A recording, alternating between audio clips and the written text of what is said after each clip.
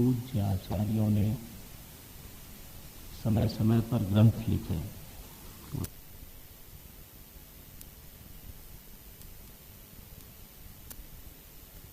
प्रकरण ग्रंथ कहते हैं। उन प्रकरण ग्रंथों में ये एक प्रकरण ग्रंथ है, वेदांत सार। रचनाकार कौन है इसके? बोले सदानंद जी। सदानंद योगींद्र भी कहते हैं। तो स्वामी सदानंद जी ये 15वीं शताब्दी के संत हुए। उस समय ये ग्रंथ रचना हुई और इन्हीं के शिष्य परंपरा में एक शिष्य हुए, मानो 60-70 वर्ष बाद, 80 वर्ष बाद। उनका नाम था नृसिंह सरस्वती, स्वामी नृसिंह सरस्वती। तो उन्होंने इसके ऊपर विद्वन मनोरंजनी ये टीका लिखी। वेदांत सार स्वामी सदानंद जी ने लिखा और उन्हीं की शिष्य परंपरा में नृसिंह सरस्वती ने एक टीका लिखी। वो टीका बहुत प्रसिद्ध हुई। वो है विद्वन मनोरंजनी। और स्वामी राम तीर्थ, वो इस शताब्दी वाले नहीं, प्राचीन स्वामी राम तीर्थ ने एक और टीका लिखी, उसका नाम है सुबोधिनी। ये 2 संस्कृत में टीकाएं लिखी गई वेदांत सार के ऊपर। इससे पता चलता है कि हमारे आचार्य परंपरा में इस ग्रंथ का कितना सम्मान है। हमारे आचार्य लोग किसी भी ग्रंथ पे उठ के टीका नहीं लिखते, नहीं, इतना समय नहीं होता उनके पास। जहां कुछ गहनता हो, जहां गांभीर्य हो, जहां उनको स्वयं मनन करने का मसाला विद्यमान हो, वहीं पर फिर वो लेखनी संचालन करते हैं, अपनी लेखनी उठाते हैं। तो ये ग्रंथ का अत्यंत संक्षिप्त परिचय दिया मैंने। थोड़ा इससे पहले कि हम ग्रंथ में प्रवेश करें, शास्त्र और प्रकरण ग्रंथ का अंतर समझ लेना। शायद मैंने बताया नहीं होगा कभी, यहां पर बोला है ऋग्वेद। तो प्रयोजनैक उपनिबद्ध शास्त्र किसको कहते हैं कि एक लक्ष्य हो, एक प्रयोजन हो और उस प्रयोजन को सिद्ध करने वाले सारे संबंधित विषयों पर चर्चा जिस ग्रंथ में होती है उस ग्रंथ को शास्त्र कहते हैं। शास्त्र का सेंट्रल पॉइंट क्या है, केंद्रीय बिंदु क्या है? तो बोले एक प्रयोजन। दृष्टांत देता हूं, जैसे शब्द का अनुशासन करना, ये एक प्रयोजन है। अथ शब्दानुशासनम एक प्रयोजन है। क्या? कि अब शब्द के ऊपर अनुशासन किया जाता है। शरीरों पर नहीं, शब्द पर अनुशासन है। बोले शब्द पर अनुशासन क्यों करना चाहते हो महाराज? क्योंकि शब्द स्वयं एक प्रमाण है ना? मनुष्य के साथ जो व्यवहार करता है, अपने ज्ञान का विनिमय करता है, वो शब्द के जरिए ही करता है। तो शब्द के बारे में सभी लोगों को एक ही तरह का अगर ज्ञान नहीं होगा तो ठीक नहीं है। किसी ने फोन किया कि वो व्यक्ति आज अजमेर गया। वो सज्जन ने सुना कि वो आज मर गया। चलो जी, अब प्रमा क्या उत्पन्न हुई? बोलने वाला कुछ कन्वे करना चाहता था, ये सज्जन ने शब्द ही कुछ और सुन लिया, प्रमा कुछ और उत्पन्न हो गई, घर में रोना गाना मचा, उपवास भी किया लोगों ने, और तब तक वो अजमेर पहुंच गए जनाब शाम तक। तो शब्द प्रमा का बहुत बड़ा हेतु है।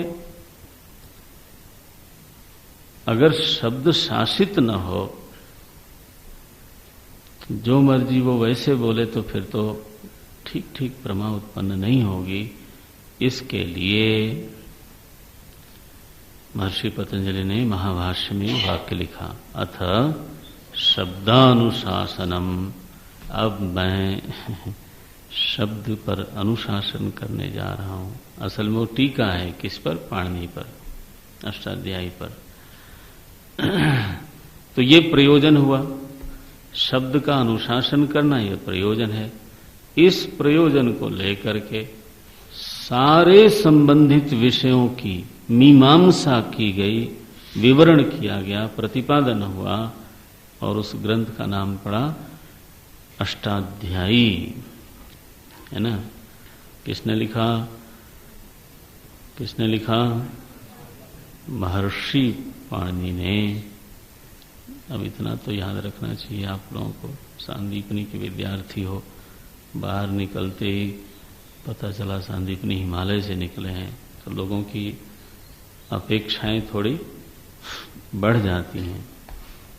इतना भी न मालूम हो तो कैसा चलेगा? अष्टाध्यायी फिर क्या मालूम होगी? तो महर्षि पाणिनि का अष्टाध्यायी क्या है वो? बोले वो शास्त्र है। क्यों शास्त्र है? क्योंकि उसका एक प्रयोजन है, और उस प्रयोजन से जुड़े हुए सारे विषयों पर वहां चर्चा है। आया ना? इसी तरह से मीमांसा शास्त्र है,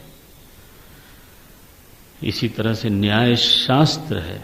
6 शास्त्र, अब आरती बोलते हो ना रामायण में, 6 शास्त्र सब ग्रंथन को रस। तो 6 शास्त्र हैं, जितने आस्तिक 6 दर्शन हैं वो सभी शास्त्र हैं।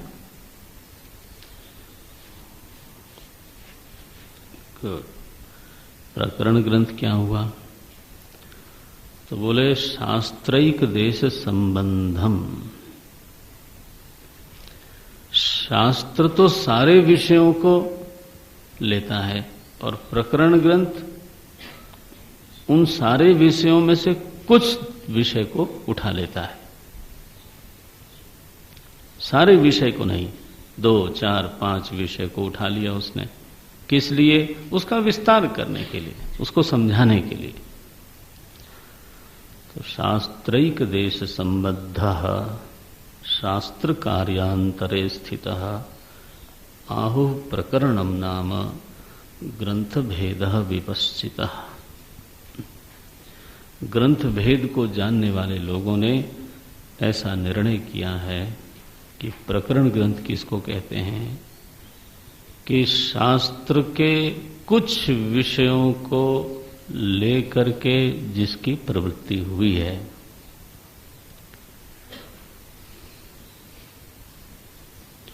और उन विषयों को समझाने के लिए दूसरे दूसरे शास्त्रों से भी वो मदद लेता है।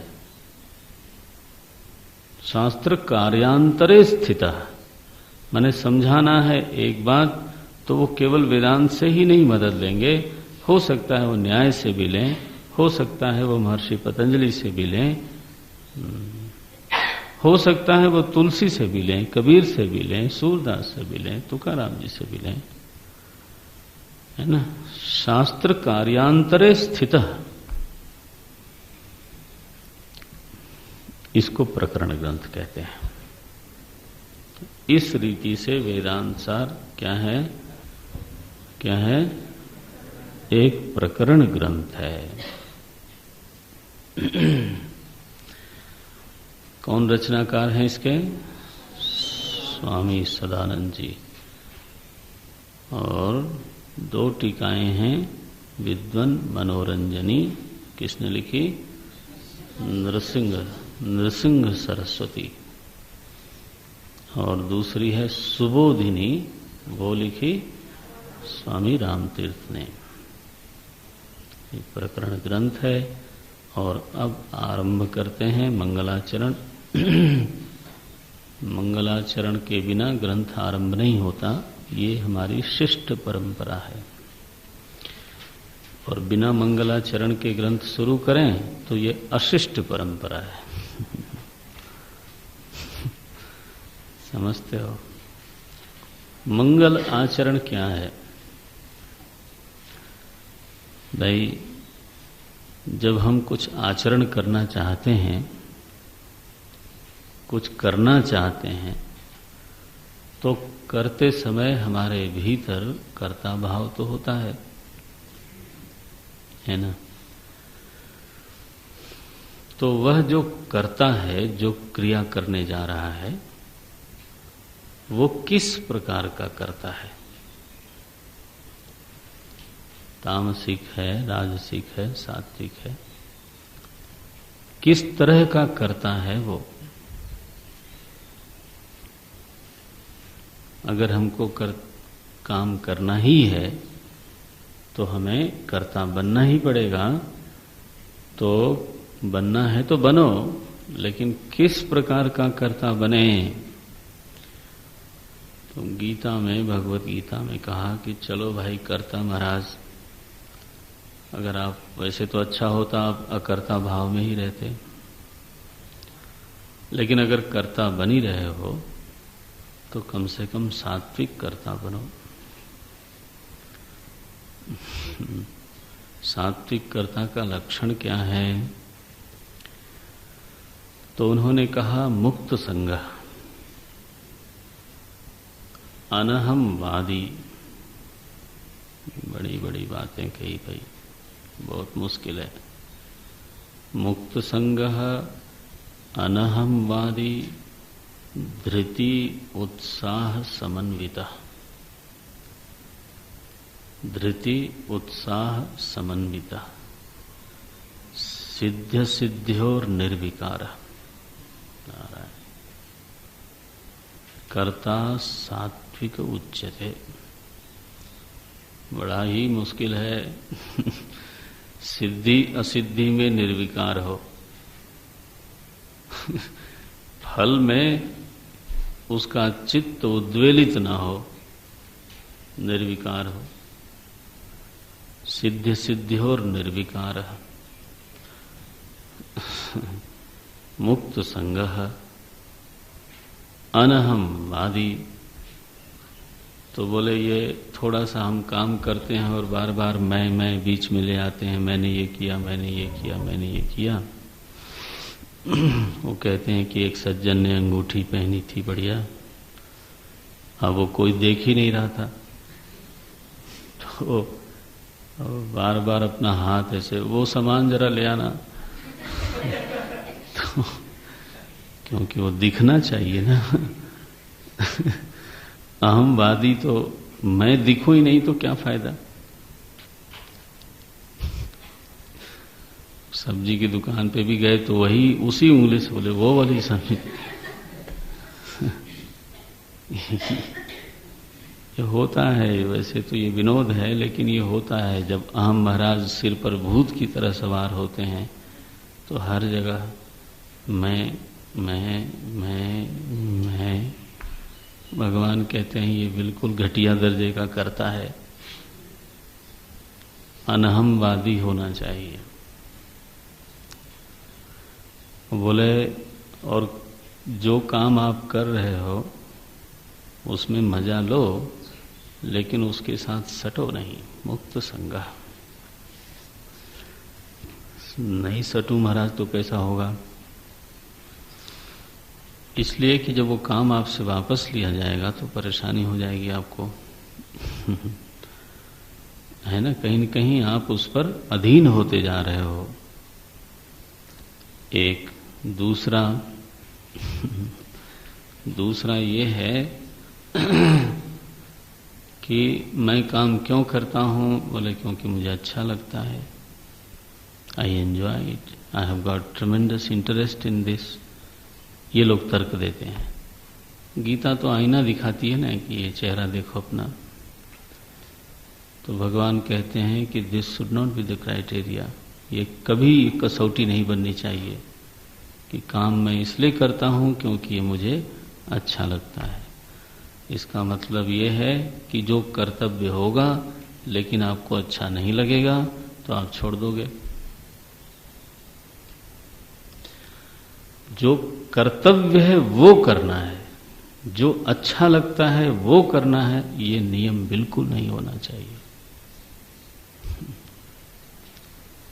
क्योंकि हर कर्तव्य अच्छा नहीं लगता, लेकिन वो कर्तव्य होता है। So this can not be the criteria कि चूंकि मुझे ये चीज अच्छी लगती है इसलिए मैं करता हूं। अरे कुछ शास्त्र वास्त्र पढ़ा है कि नहीं पढ़ा है? कर्तव्य चाहे सदोष हो, करना है। अर्जुन जब युद्ध में गया तो उसको तो अच्छा नहीं लग रहा था। बोला ना उसने, किम कर्मणि घोरे माम नियोजे ऐसी, ये तो घोर कर्म है। भगवान ने कहा तो क्या हुआ, कर्तव्य है। हमारी इच्छा, हमारी रुचि, हमारी पसंद कर्म की कसौटी नहीं है। इसलिए कभी इसको तरजीह न देना, इसको कभी आगे मत बढ़ाना कि नहीं बस इंटरेस्ट है इसलिए, इंटरेस्ट है आजकल समाज में बड़ा प्रोफेशनल लोग इस तरह की बात करते हैं। तो करें, कोई बात मना नहीं करते, लेकिन जो आध्यात्मिक है उसको कभी भी डीरेल्ड नहीं होना चाहिए। 3 बात कही, मुक्त संगः, अनहमवादी, सिद्ध सिद्ध्योर निर्विकार। निर्विकार तभी हो सकता है व्यक्ति जब पहले ही फल के प्रति आग्रह न हो। परिणाम में निर्विकार नहीं हो सकता। कर्म करने के पहले ही अगर वो फल में आग्रह न है, नहीं हो, तभी जाके वो निर्विकार होगा। बोले महाराज तो तीनों आपने मना कर दिया। आदमी या तो अहंकार के पोषण के लिए करता है, या उसको काम अच्छा लगता है इसलिए करता है, या वो फल चाहता है इसलिए करता है। तो आपने तो तीनों ही हटा दिया, इंसेंटिव क्या रहा? बोले इंसेंटिव कुछ रहे चाहे न रहे, लेकिन ये सात्विक कर्ता कौन है? धृति, उत्साह, समन्विता।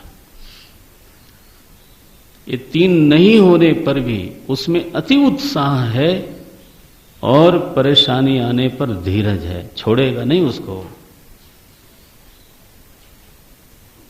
क्या क्या खूबसूरत पेंटिंग है।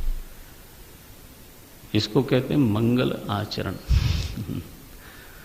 आचरण करना ही है तो मंगलमय होना चाहिए ना। तो सात्विक कर्ता होकर के फिर क्रिया का निष्पादन करो। तो ये कैसे बनावें अपने आप को? बोले प्रार्थना से। कर्म के पहले जो कर्माध्यक्ष प्रभु है, ईश्वर है, गुरु है, उनका स्मरण करने पर तो मुक्त संगः, अनहमवादी, ये सब अपने आप थोड़ा थोड़ा धीरे धीरे जीवन में उतरेगा। अरे जब हम ईश्वर को याद करेंगे तो मालूम पड़ेगा कि उसी की कृपा से सारे संयोग बने हैं। मैं इसमें अहम बीच बीच में कहां से ले आता हूं? तो अनहमवादी ऐसे बैठे बैठे नहीं हो जाएगा आदमी। जब असली करने वाला सामने हो तो मैं करता हूं ये कहने में शर्म आती है, नहीं? तो सारे संयोग तो बना के उसने दिया, और हम यहां टोपी पहनने के लिए एकदम उतावले हैं कि हम ही ने सांदीपनी में पढ़ाई करी है। सांदीपनी तुमने नहीं बनाया, आचार्य तुमने नहीं बनाया, बाकी सब चीजें तुमने नहीं बनाया है। आप तो केवल एक घटक, छोटा सा फैक्टर हो। नहीं, मैं कहां से आया फिर? ये सारे संयोग जुटाने वाला जो है वो तो गायब।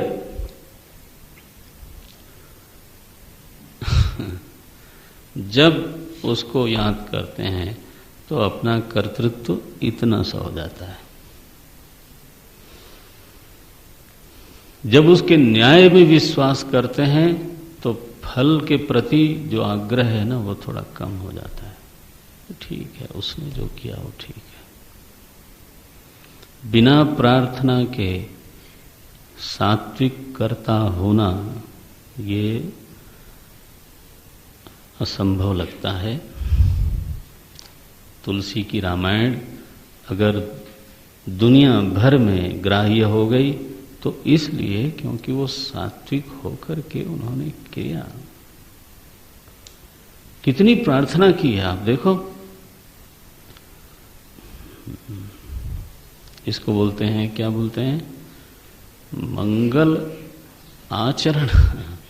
मंगलाचरण माने एक दोहा बोलना है ऐसा नहीं, आचरण ही मंगलमय हो जाए। तो दोपहर की कक्षा में देखेंगे उसको कैसा मंगलाचरण किया है हमारे आचार्य ने। ओम तत्सत।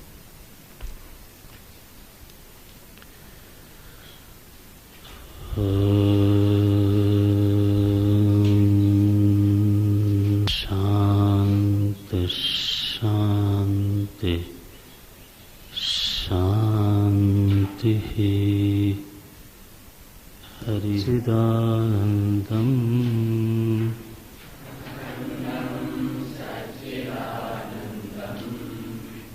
भवां मनसगोचरम्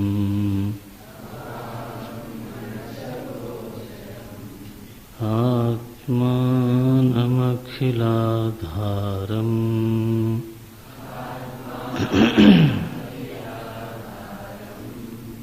आश्रयेभीष्टसिद्धये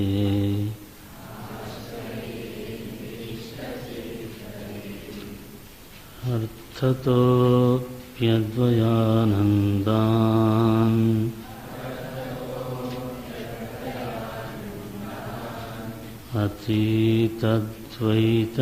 अतीतद्वैतभानतः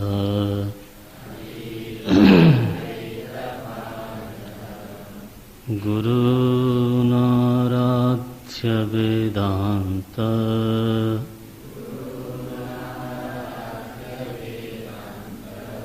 सारं वक्ष्ये यथामति।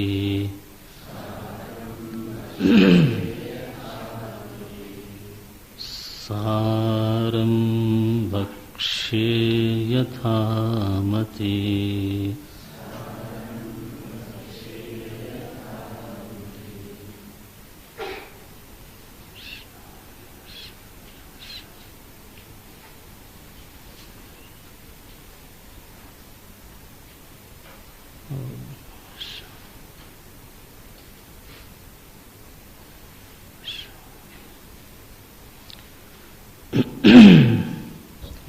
सो मंगलाचरण का अभिप्राय है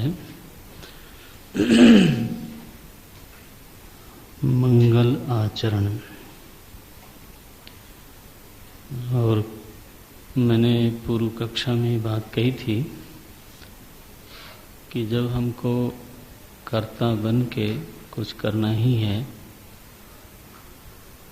तो सात्विक कर्ता होकर के कर्म करना चाहिए। कर्ता को सात्विक बनाने का ढंग क्या है? बोले प्रार्थना। वैसे तो बड़ी साधना है इसके पीछे, लेकिन फिर भी तात्कालिक रूप से जो प्रार्थना है, प्रभु का स्मरण है, वो कहीं न कहीं हमारे कर्तृत्व को शिथिल करता है, हमारे कर्तृत्व को गौण बना देता है।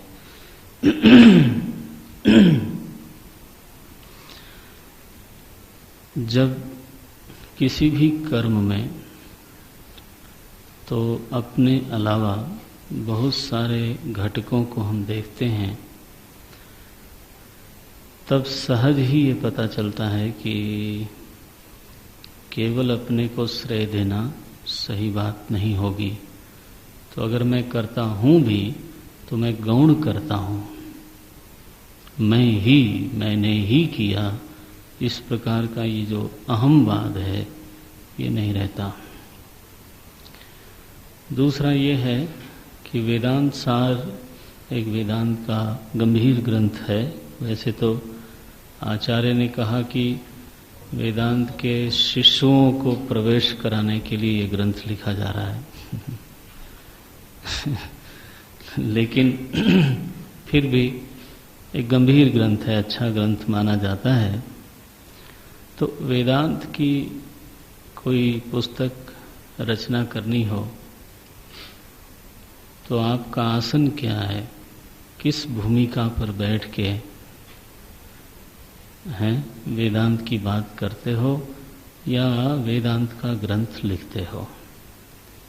आसन बहुत जरूरी होता है ना आसन माने ये आसन नहीं, चित्त का आसन क्या है,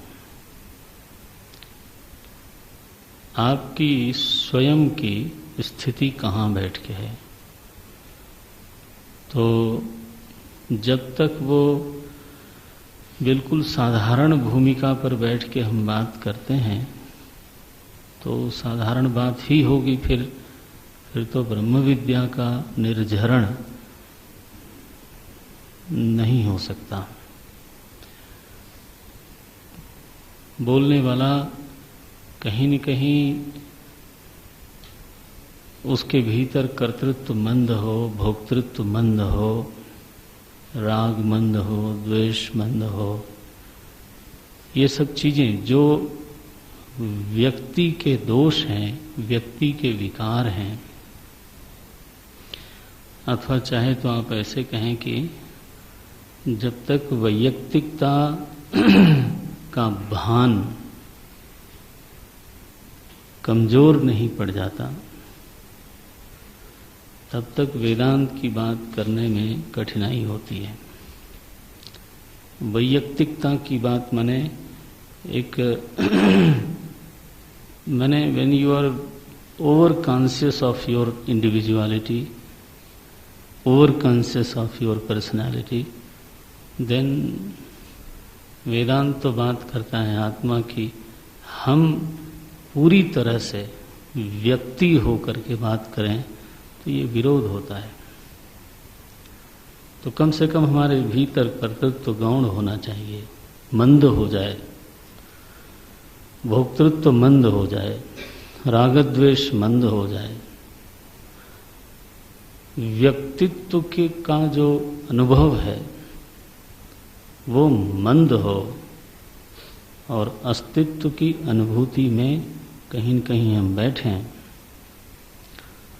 तो वहां से फिर बात अगर होवे तब तो बात ठीक है। इसलिए अपने आसन को भी ऊपर ले जाने के लिए, सही स्थान पे ले जाने के लिए मंगलाचरण होता है। अगर हम भाव से, ध्यान से मंगलाचरण करते हों तो जरूर कहीं न कहीं हमारा आसन, स्वयं के भीतर का आसन सही हो जाएगा। देखो प्रार्थना क्या है, मंगलाचरण के पहले श्लोक में प्रार्थना क्या है, क्या बोलते हैं, आश्रये, ये क्रिया है, मैं आश्रय लेता हूं। आश्रय, आश्रय लेता हूं। हाँ, आपको आश्रय लेने की आवश्यकता क्यों पड़ी, प्रयोजन क्या है उसका, क्या बोलते हैं, आश्रय अभीष्ट सिद्धये। आप अपने पुस्तक पे ध्यान देखना, पुस्तिका पर कम तो पुस्तक पर ज़्यादा। एक बार भीतर समझ में आ जाए फिर पुस्तिका में भी आती रहेगी। मैं लिखने को मना नहीं कर रहा हूँ, लेकिन ऐसा लिखो कि थोड़ा थोड़ा लिखो, बाद में पढ़ें तो सब समझ में आ जाए। श्रवण प्रधान है। तो शब्द जो शास्त्र में हैं उन पर विशेष ध्यान देना है। आश्रय, मैं आश्रय लेता हूं, किस लिए? क्या बोलते हैं? अभीष्ट सिद्ध है, इष्ट सिद्ध है, जो हमें चाहिए उसकी सिद्धि के लिए मैं आश्रय लेता हूं। इष्ट सिद्ध है तो ठीक है, यहां क्या बोले? अभीष्ट सिद्ध है, माने एक चीज है जो मैं बहुत तीव्रता के साथ चाहता हूं और उसकी सिद्धि के लिए तो मैं आश्रय लेता हूं। किसका? किसका आश्रय लेते हो? तो बोले आत्मानम। देखो, किसी और का आश्रय नहीं लेकर के क्या लिखते हैं ग्रंथकार? आत्मानम आश्रये, मैं आत्मदेव का आश्रय लेता हूं। क्या अभिप्राय है कि जो मेरा इष्ट है, अद्वैत वेदांत का विवरण करना, अद्वैत वेदांत का प्रतिपादन करना, तो वो कहाँ बैठ करके सिद्ध होगा? तो बोले आत्मा में बैठ के। आत्मानम आश्रये, आत्मा का आश्रय लेता हूं। तो मैं अपनी वैयक्तिकता में बैठ के अपने व्यक्तित्व को बहुत ज्यादा संभालते हुए अपनी अस्मिता में बैठ करके अद्वैत वेदांत की बात नहीं कर रहा हूं। अस्मिता समझते हो ना? कभी ये शब्द आया समझ? अस्मिता, अहम अस्मि इति भावः, अहम एवं अस्मि इति भावः। मैं ऐसा हूं, मैं यह हूं। यह जो अस्मिता क्लेश बोला गया, महर्षि पतंजलि ने इसको क्या कहा? अस्मिता क्लेश। यह आपको क्लेश ही देगा और कुछ देने वाला नहीं है।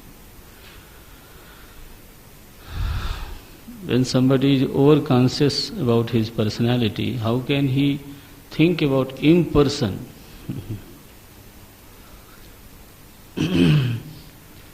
तो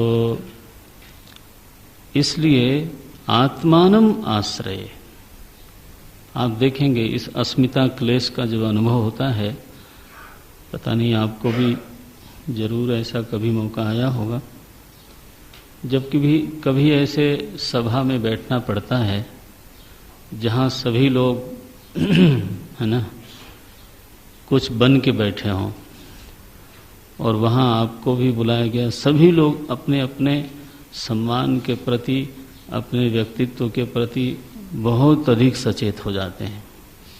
कभी ऐसा हम लोगों को बैठना पड़ता है किसी किसी सभा में, और कॉन्शियस, वो इसलिए कि भाई मेरा कोई भी ऐसा आचरण न हो जिससे मैं हास्यास्पद बन जाऊं या लोग मुझे नीची दृष्टि से देखें। सभी अभिमानियों की सभा है, आप चाहें तो कह लें ऐसा। छिद्रान्वेषियों की सभा है।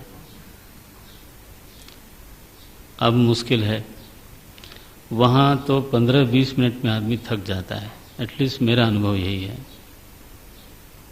तो इतना over conscious about your personality, about your individuality, क्यों हुआ ऐसा? स्वाभाविक हो जाता है, क्योंकि आसपास जो लोग हैं वो लोग भी ओवर कॉन्शियस हैं, वो छिद्रान्वेषी हैं।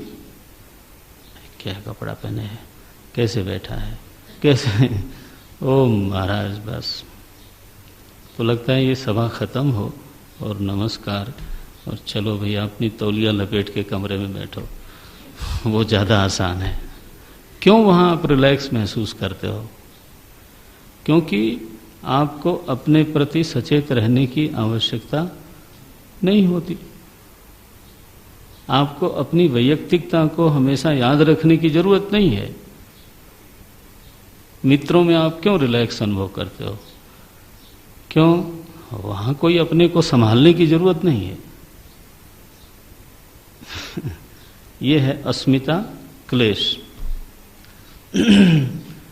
बाहरी लोगों के बीच में बैठना हो तो ध्यान रखना पड़ता है, भाई मेरी वजह से कहीं संस्था को कोई आंच ना आ जाए, बस सब बैठे हैं। ये अस्मिता क्लेश लेकर के आप उस तत्व की बात कैसे करोगे जिसमें अस्मिता है नहीं।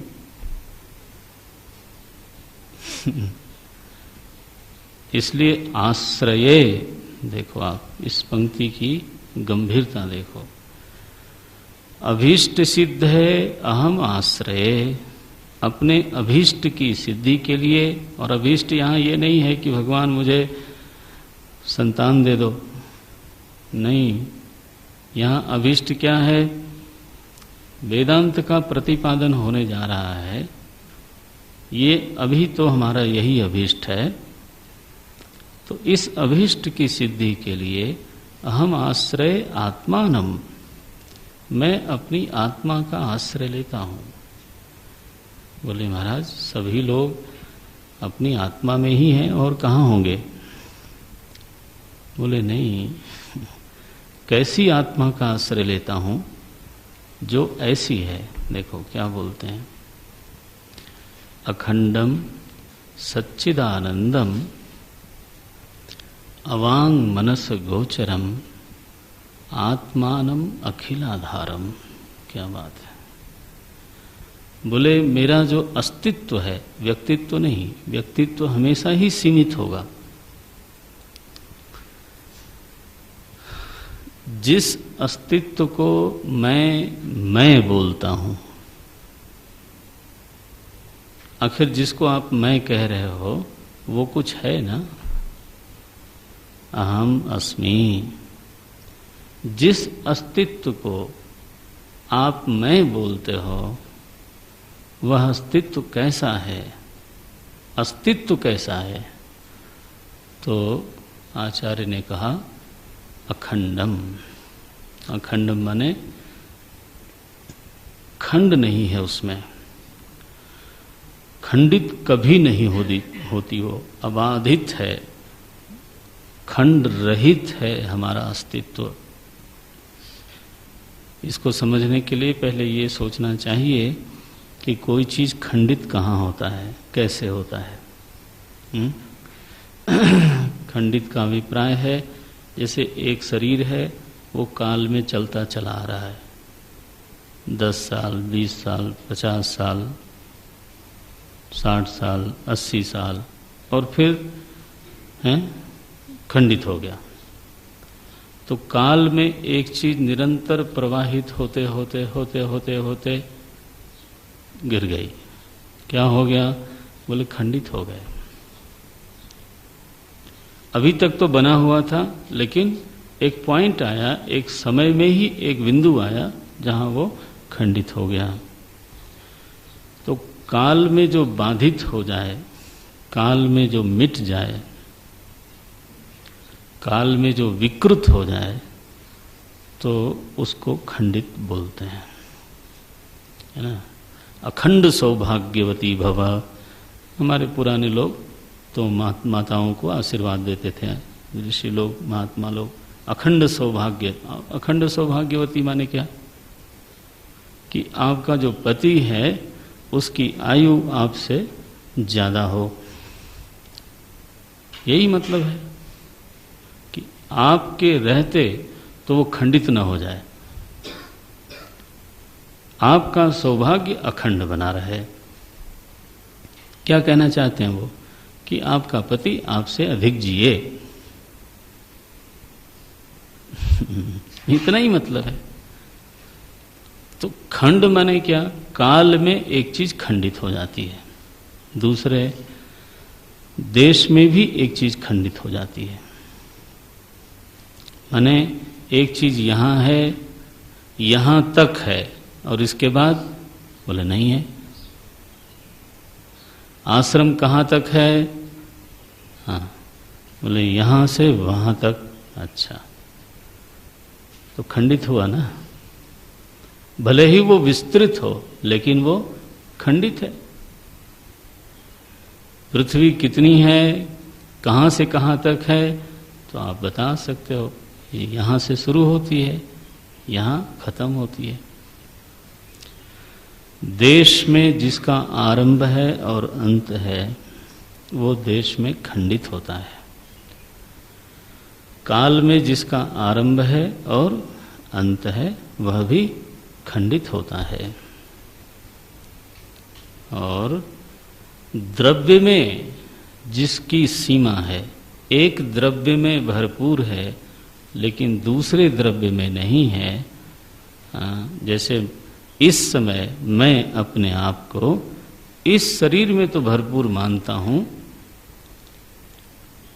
लेकिन इस शरीर के बाहर आपके शरीर में मैं अपने आप को नहीं मानता, इस पुस्तक में अपने आप को नहीं मानता। तो मेरा निवास कहाँ है? बोले मैं देह निवासी हूं। देह एक द्रव्य है, उस द्रव्य में मैं भरपूर हूं, ठीक है, लेकिन दूसरे द्रव्यों में तो मैं नहीं हूं। तो मेरा अस्तित्व एक द्रव्य तक सीमित हो गया, इसलिए क्या हुआ? इसलिए आप खंडित हो।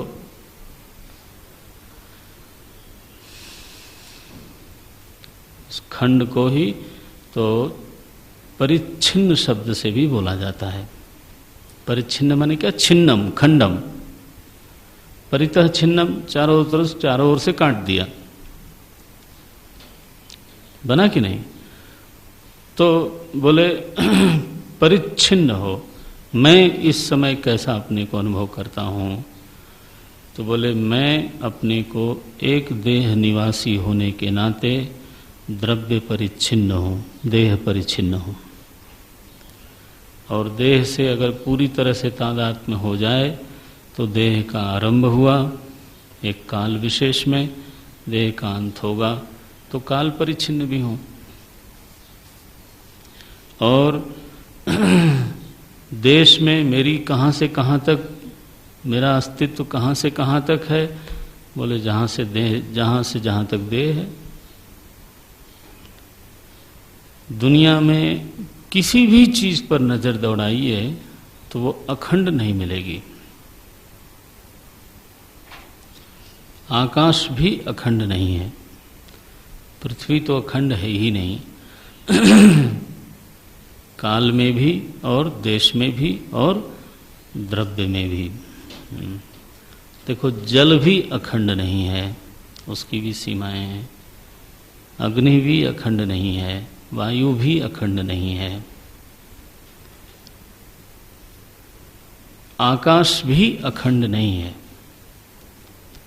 आकाश तो चारों तरफ है, अखंड कैसे नहीं है? तो देश में अखंड हो सकता है, लेकिन आकाश द्रव्य में अखंड नहीं है।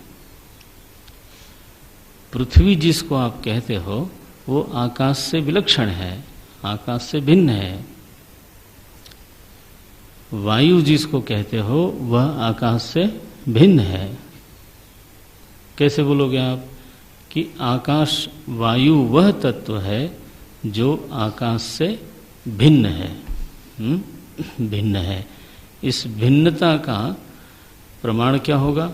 जब आप कहते हो कि भिन्न है तो उसका अभिप्राय क्या होगा?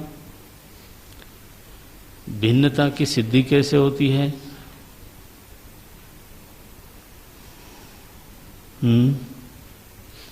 कभी दिमाग गया इस पर? भिन्नता की सिद्धि होती है अन्योन्या भाव से। ध्यान रखना, आगे से पूछना न पड़े।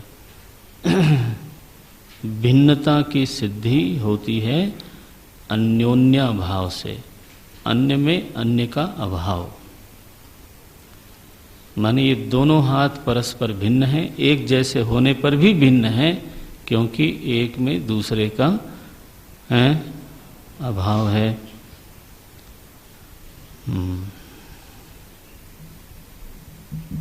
ये वेदांत की ऐसी कसौटियां हैं तो जिसको एक बार अच्छी तरह से सोच लेना चाहिए, फिर ये हिलेंगे नहीं कभी।